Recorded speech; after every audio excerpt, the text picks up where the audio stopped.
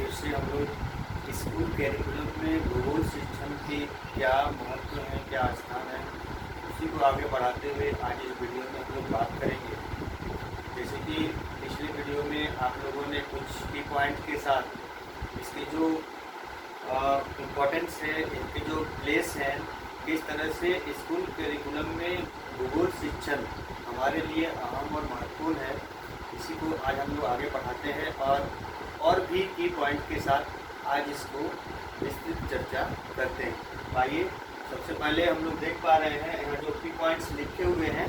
क्रियाशीलता के विकास में टू डेवलप एक्टिविटी फीलिंग, यानी कि इस पॉइंट के माध्यम से जो हम लोग समझ पा रहे हैं कि बच्चे चूँकि बचपन से ही जिज्ञासु प्रवृत्ति के होते हैं, तो उन्हें जानने की बहुत सारी ललक होती है। जैसे भूगोल के संदर्भ में जो भी प्राकृतिक घटनाएं हैं, जितने भी प्राकृतिक संपदाएं हैं,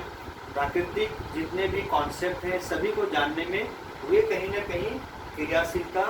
को विकसित कर पाते हैं और अपने आप को सृजनात्मकता का ज्ञान परिभाषित कर पाते हैं, और वो क्रिएटिविटी विकास में काफ़ी अहम भूमिका भूगोल शिक्षण के माध्यम से हमें प्राप्त होती है। जिस तरह वे प्राकृतिक जितने भी घटनाक्रम है, प्राकृतिक जितने भी संसाधन हैं, प्राकृतिक जितने भी कॉन्सेप्ट हैं, सभी की जानकारी वे एक जिज्ञासु प्रवृत्ति के कारण ले पाते हैं, और इसी के संदर्भ में क्रियाशीलता का विकास प्रत्येक बच्चे में होता है। इसके साथ साथ सृजनात्मकता का भी विकास संभव हो पाता है।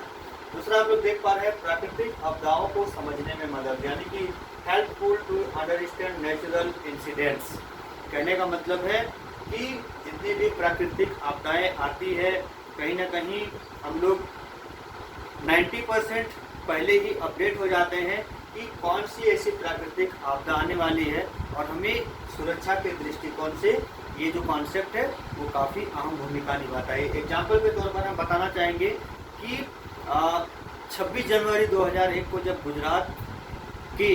कच्छ और भुज इलाके में जब भूकंप आई थी, तो बहुत ऐसे पहले ही लोगों को उस समय अपडेट किया गया था और उन्हें सुरक्षित जगह पर ले जाया गया था। तो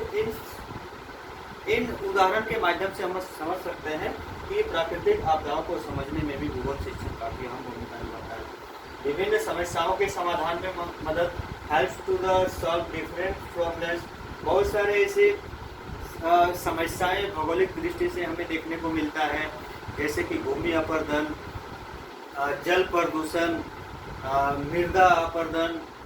और भी जैसे ग्रीन हाउस इफेक्ट। बहुत सारे ऐसे कॉन्सेप्ट हैं जो भूगोल के अंतर्गत आते हैं। उन सब की समस्याओं के संदर्भ में भी हम बच्चों में भूगोल शिक्षण के माध्यम से बात कर सकते हैं और उन्हें अवेयर कर सकते हैं। राष्ट्रीय सुरक्षा में मदद, हेल्प्स टू नेशनल सिक्योरिटी के माध्यम से हम इसमें बोल पा रहे हैं। इसमें इस तरह से समझ सकते हैं कि जो भी प्राकृतिक घटनाएं होती है, जो भी प्राकृतिक आपदाएं आती है, कहीं ना कहीं भूगोल के माध्यम से ही हम अपडेट हो पाते हैं, अवेयर हो पाते हैं, सचेत हो पाते हैं। तभी जाके हम अपनी संपूर्ण राष्ट्र की सुरक्षा का जो कॉन्सेप्ट है उसको क्लियर कर पाते हैं और एक दूसरे की सहायता पहुंचाने में मदद कर पाते हैं। तो इस तरह से राष्ट्रीय सुरक्षा में मदद करने का कार्य भी भूगोल शिक्षण के माध्यम से संपादित होता है। जिज्ञासा के विकास में to develop excursion,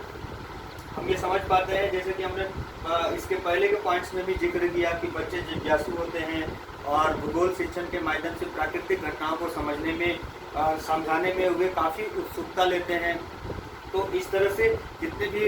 natural concept हैं, जितने भी भूगोल के माध्यम से जो भी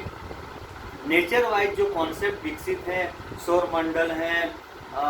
जितने भी प्राकृतिक जैसे महाद्वीप हैं, पठार हैं, देश विदेश के घटनाक्रम में, सभी को समझने में बच्चे कहीं ना कहीं इसमें जिज्ञासु प्रवृत्ति का विकास कर पाते हैं और साथ में अपनी सृजनात्मकता के विकास में भी सहायक हो पाते हैं।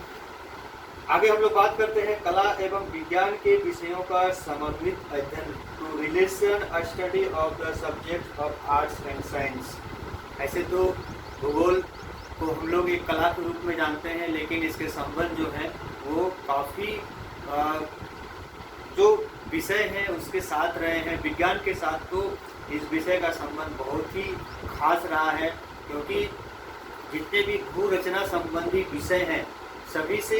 इनकी जो वास्तविक संबंध है वो कहीं ना कहीं हमें इस बात पे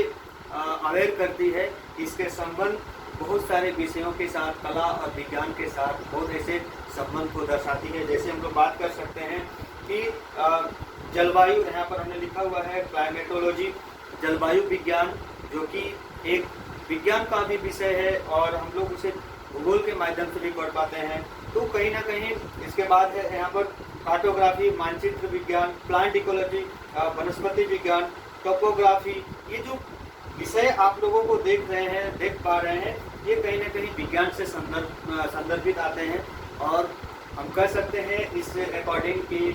भूगोल शिक्षण का जो संबंध है वो कला और विज्ञान दोनों के साथ है। एमडी कहने की बात है, अगर निष्कर्ष में कह सकते हैं कि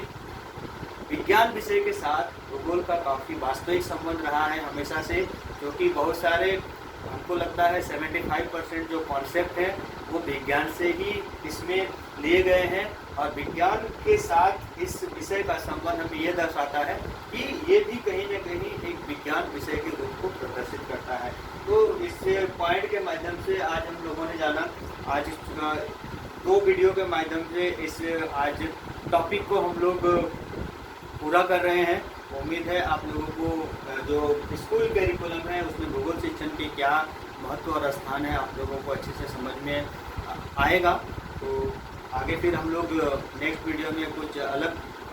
टॉपिक के साथ उपस्थित होंगे। अलग टॉपिक इसमें हम लोग देखेंगे कि correlation with other school subject के साथ क्या संबंध है, ज्योग्राफी के, इस बारे में हम लोग बात करेंगे।